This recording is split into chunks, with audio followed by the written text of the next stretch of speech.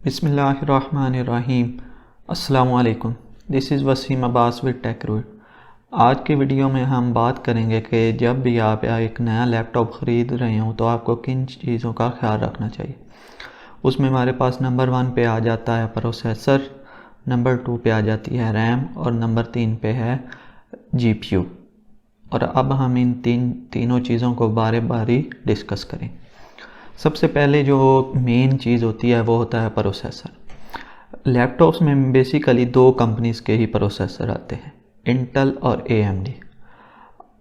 Intel में भी हमारे पास आगे कई किस्म के प्रोसेसर आते हैं। हम जनरली देखते होंगे कि जी एक दोस्त कह रहा है जी मेरे लैपटॉप में i7 है, मेरे में i3 है, मेरे में i5 है, लेकिन आगे इनकी भी कई टाइप्स होती हैं, क्योंकि जनरली हमारे यहाँ मिसकंसेप्शन है कि जी जो i7 है जी वो i5 से ज़्यादा पावरफुल है। तो ये जो चीज़ है बहुत सारे फैक्टर्स पे डिपेंड कर रही होती है, क्योंकि ये जो i7 i5 ये बेसिकली इंटेल अपने हैं वो 3 तरह की सीरीज़ में इनको रिलीज़ करता है। हमारे पास पहली आ जाती है यू सीरीज़, जो कि हमारे पास अल्ट्रा पोर्टेबल लैपटॉप्स में हम जनरली देखते हैं, जिसमें हमारे मिसाल के तौर पे हमने जो लाइट वर्क के लिए यूज़ करना होता है या डेली यूज़ बेस के लिए, तो उनमें यू सीरीज़ के प्रोसेसर आते हैं। आपको कैसे पता चलेगा कि यू सीरीज़ का प्रोसेसर है? जब भी आप प्रोसेसर का जो नंबर होता है उसमें देखेंगे तो आपको एंड पे यू का करैक्टर मिलेगा। ये जो प्रोसेसर होता है इसकी जो टीडीपी होती है, जो कि थर्मल डिज़ाइन पावर जिसको कहते हैं, वो 12 से 28 वाट तक होती है। यानी कि ये प्रोसेसर 12 से 28 वाट तक पावर कंज्यूम करेगा, तो इसकी परफॉर्मेंस भी इसी लिहाज से होगी। उसके बाद हमारे पास आ जाती है जी सीरीज़। जी सीरीज़ में हमारे पास जो है वो समझ लें कि उसमें जो इंटीग्रेटेड ग्राफिक्स का होता है जो प्रोसेसर के साथ, वो थोड़े से ज़्यादा पावरफुल होते हैं। ये जो प्रोसेसर हैं ये अभी 11th जनरेशन, इनमें जो इंटीग्रेटेड ग्राफिक्स हैं वो ज़्यादा पावरफुल लगाए गए हैं, जिसको इंटेल एक्सी ग्राफिक्स कहते हैं। इनकी भी टीडीपी तकरीबन 12 से 28 वाट तक ही होती है। उसके बाद हमारे पास आ जाते हैं एच सीरीज़ के प्रोसेसर, जो कि दोनों सीरीज़ से ज़्यादा पावरफुल हैं।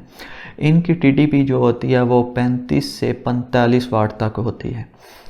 और इन तीनों सीरीज़ में हमारे पास जो है i5, i7 और i9 देखने को मिलते हैं, जबकि ये जो i3 और i5 हैं, i3 है, वो हमारे पास सिर्फ 2 सीरीज़ में ही आता है, वो यू सीरीज़ और जी सीरीज़।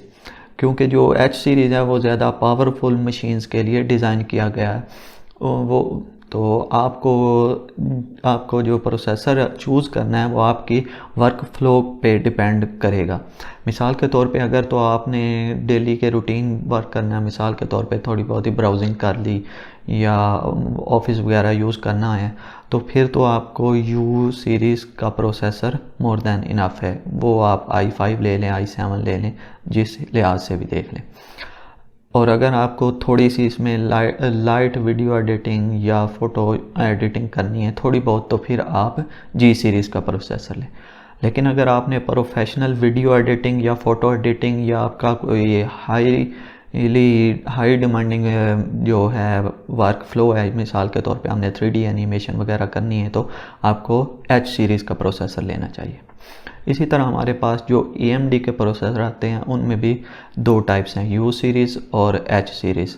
उनकी भी जो TDP या पावर का डिफरेंस है वो इसी लिहाज से आपने इनको भी जिस तरह इंटेल के प्रोसेसर को चूज़ करना है उसी तरह करना है कि अगर तो आपका लाइट वर्क है या मॉडरेट वर्क है तो आपने यू सीरीज़ को प्रोसेसर को चूज़ करना है। लेकिन अगर आप ज़्यादा पावरफुल वर्क फ्लो है आपका, तो फिर आपको एच सीरीज़ का प्रोसेसर लेना पड़ेगा, क्योंकि ये जो एच सीरीज़ का प्रोसेसर उसकी TDP 35 से 45 वाट होगी, जबकि जो यू सीरीज़ है उसकी AMD की केस में 15 वाट TDP होगी।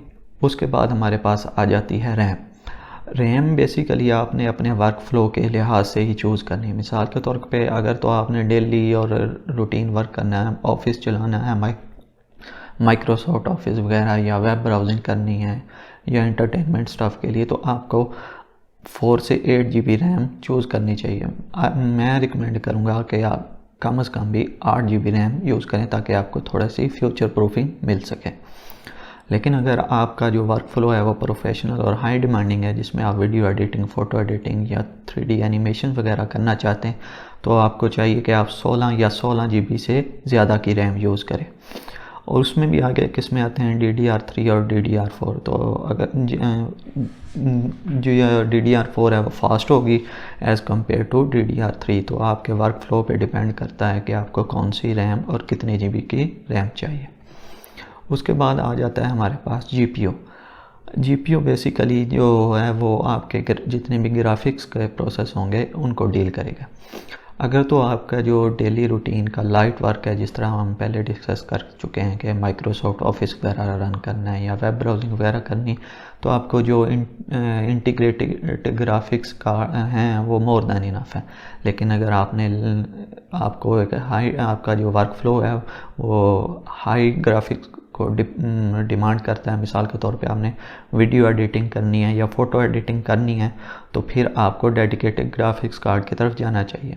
उसमें हमारे पास AMD के भी ऑप्शन हैं और NVIDIA के भी। मिसाल के तौर पे अगर आपने प्रोफेशनल वीडियो एडिटिंग और फ़ोटो एडिटिंग करनी है तो आपको कम से कम भी NVIDIA का जो है 1650 Ti या 1650 नॉर्मल ग्राफिक्स कार्ड के साथ जो भी लैपटॉप आता है उसकी तरफ आपको जाना चाहिए, क्योंकि जो इससे लो एंड के ग्राफिक्स कार्ड्स हैं वो आपको जो आपका प्रोफेशनल वर्क फ्लो है, मसलन वीडियो एडिटिंग या फ़ोटो एडिटिंग, उसमें ज़्यादा आपको कारआमद साबित नहीं होंगे। तो ये वो फैक्टर्स हैं जिनको मद्देनज़र रखते हुए आपने एक लैपटॉप को चूज़ करना है अपने वर्क फ्लो के हिसाब से।